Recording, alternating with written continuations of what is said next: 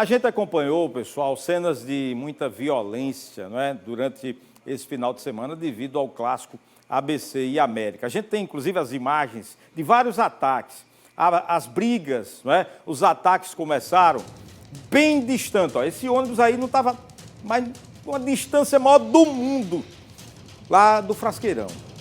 Ah, porque o jogo foi no Frasqueirão. Não, não é porque o jogo foi no Frasqueirão, não. É porque tem bandido, tem vândalo, tem marginais espalhados em toda a cidade, no percurso, no trajeto. Isso aí, aquele ataque lá do ônibus foi à tarde, por volta de 1h30, mais ou menos. O jogo era de 4 da tarde. Leonardo Juliano está lá na federação, não é? Vai conversar com a gente a respeito do que a federação fez, vai fazer, está fazendo, para evitar cenas de vandalismo, mais uma vez protagonizado aí pelos torcedores de ABC e América. Não é isso, Léo? Verdade, Salatiel. Foi um dia bastante tenso. No sábado ainda em questão, alguns torcedores do América de Natal, a gente fala alguns porque a gente não pode generalizar, fizeram um ato de vandalismo ali na Avenida Nevaldo Rocha, na antiga Avenida Bernardo Vieira, bem próximo ao viaduto da Urbana. Eles fizeram aí uma parada obrigatória a um ônibus que passava, eles depedraram inclusive o veículo, enfim, foi um tumulto total antes de acontecer o jogo, como você bem falou, por volta de 1 ou 2 horas da tarde. Inclusive, o repórter Val Lima acompanhou toda essa movimentação e fez uma matéria falando sobre essa situação, é o que a gente vai acompanhar a partir de agora. Início da tarde do sábado, horas antes da partida final do campeonato estadual entre ABC e América, torcidas rivais se enfrentaram em um trecho da Avenida Nevaldo Rocha, no bairro das Quintas. Jovens armados de paus e pedras fecharam a avenida, obrigando o motorista de um ônibus a parar. Dentro haviam torcedores adversários. Passageiros que nada tinham a ver com o conflito ficaram no meio da confusão. Rojões foram lançados para o interior do coletivo. O motorista foi obrigado a abrir as portas, havendo invasão do veículo pelos vândalos, se iniciando as agressões. Os vândalos aproveitaram o momento e o ônibus diminuiu a velocidade por conta dessa faixa de pedestre. Uma moto foi colocada na frente do veículo. Por aqui ainda é possível ver o rastro de destruição. Olha só a quantidade de vidro estilhaçado no asfalto. Imagens que circulou nas redes sociais mostram o estado que ficou o interior do ônibus, que inicialmente foi recolhido para a garagem da empresa. Porém, logo em seguida foi levado para a delegacia de plantão, onde foi registrado o BO. Após o ocorrido, a polícia foi acionada e passou a realizar buscas. 3 suspeitos foram presos e encaminhados à central de flagrantes, onde foram ouvidos e liberados. No local, um grande artefato explosivo foi desativado pelo Esquadrão Antibombas do Batalhão de Operações Policiais Especiais, o BOP, que também registrou a ocorrência na central.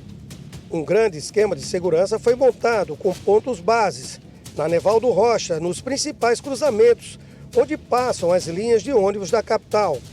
O Potiguar 01 reforçou a segurança, realizando sobrevoos nas áreas próximas ao estádio Frasqueirão, enquanto viaturas da Rocan e de outros batalhões faziam um cordão de isolamento das torcidas no trajeto até o estádio, para garantir a segurança necessária de um clássico, que já se tornou sinônimo de confusão entre torcidas organizadas.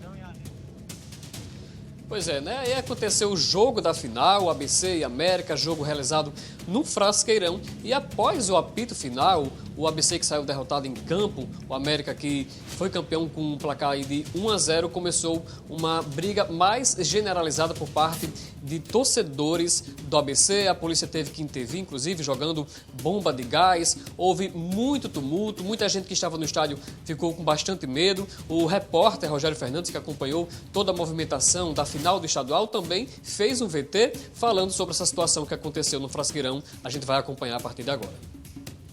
A alguns quilômetros do local do jogo, a torcida organizada do América era escoltada pela Rocan em direção ao Frasqueirão. Como em todos os jogos, um helicóptero do COPAE filmava tudo. A PM também fazia barreiras em Avenida de Natal e revistava todo mundo. Ninguém passava com armas, objetos pérfuro-cortantes, explosivos.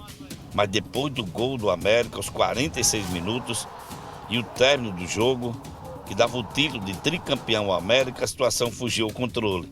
Alguns torcedores invadiram o gramado. Foram contidos por PMs que usavam a roupa azul e pelos seguranças do estádio Frasqueirão.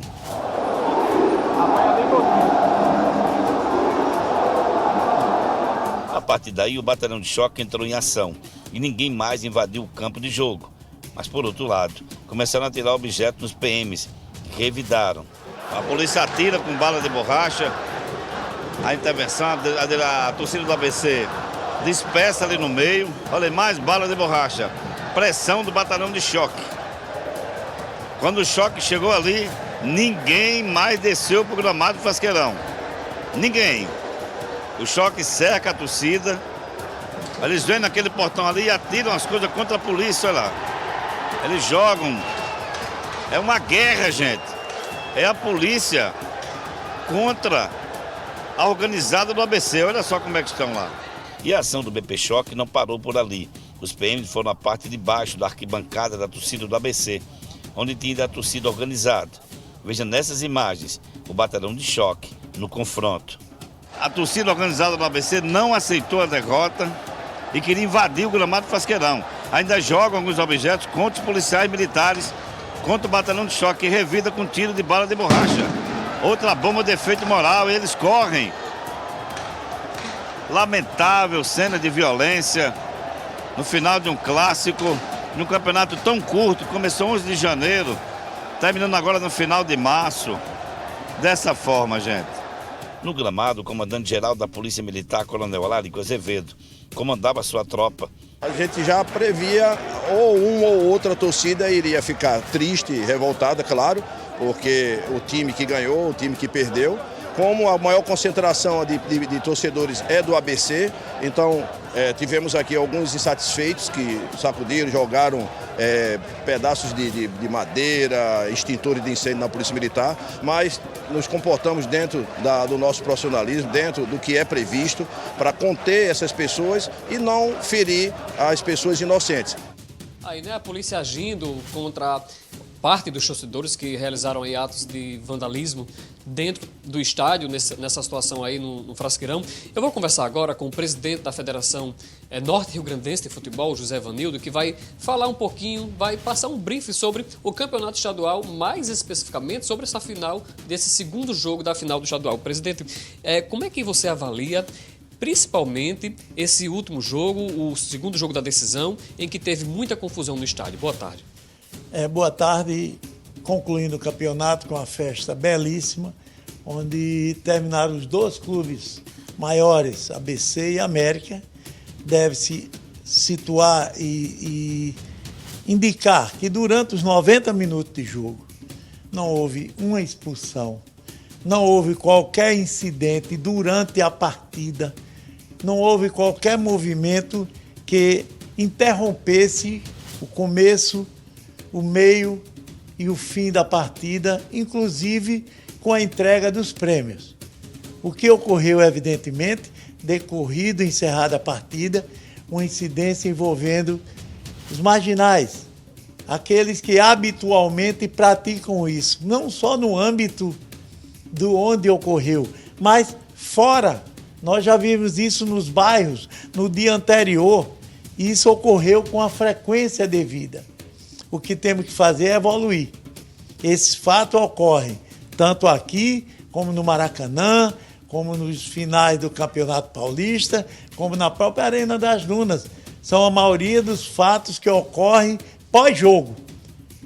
Apesar de toda a eficiência que a polícia implantou em seu projeto, reduzindo o público, adotando providências, mas é natural que nós possamos continuar avaliando os efeitos decorrentes desse jogo e trazendo novos meios de conter e principalmente punir os vândalos e os bandidos que persistem em superar a força da polícia, da segurança, em detrimento da maioria da população e do torcedor potiguar. Foi uma organização em conjunto, você classifica como exitosa, tendo em vista a questão da federação com a atuação também da Polícia Militar? Olha, é um grande parceiro da federação à polícia. Temos desencontros, temos debates, temos discordâncias, mas dentro de um padrão buscando o melhor para o futebol. Não há um fato esse, nem vencido, nem vencedores, mas há uma experiência maior adotada, aprendida, para que possamos evoluir em eventos futuros, acreditando que, se não houver a efetiva punição da consequência do ocorrido, da prisão, do afastamento desses bandidos, certamente isso vai continuar ocorrendo no Maracanã, em São Paulo, no Rio, no estádio do ABC e como na Arena das Dunas. Evoluir e aperfeiçoar. Você falou justamente em punição a esse...